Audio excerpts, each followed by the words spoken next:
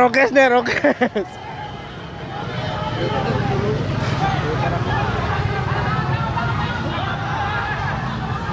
Woi, dia pada tua, woi. Dia pada tua, woi.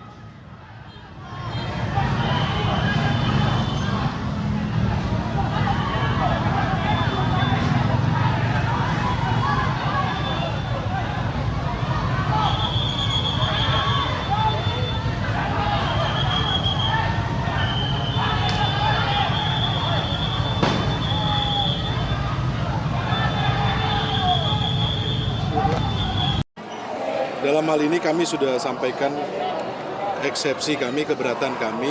Yang pertama adalah kasus ini sudah pernah disidangkan dan sudah ingkrah tahun 2020. Kami melihat ini adalah daur ulang.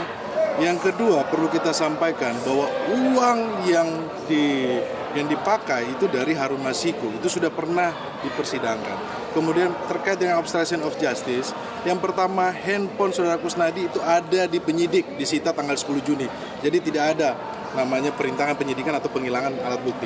Bicara soal kejadian 8 Januari 2020, saudara Hasan, bahwa yang menelpon pada saudara Hasan itu bukan Mas Hasto Kristianto. Itu sudah dipersidangkan. Jadi menurut kami hal ini adalah daur ulang dan fakta persidangan sudah pernah diuji di 2020 dan sudah ingkrah. Kawan-kawan, perlu kita sampaikan bahwa ini adalah kasus politik. Kami melihat bahwa hari ini saja ada demo di depan Pengadilan Negeri Jakarta Pusat yang menuntut agar Pak Hasto divonis, diadili. Saya sampai mendapatkan broadcast dari teman bahwa ini digerakkan oleh aksi yang meminta supaya memakai alma mater dan non alma mater. Di sini ada biayanya 40.000 dan 45.000. Artinya apa, teman-teman? Ada yang menggerakkan, ada yang punya kepentingan agar Pak Hasto Kristianto ini diadili. Makanya dari awal kami sampaikan bahwa kasus ini adalah kasus politik, kawan-kawan.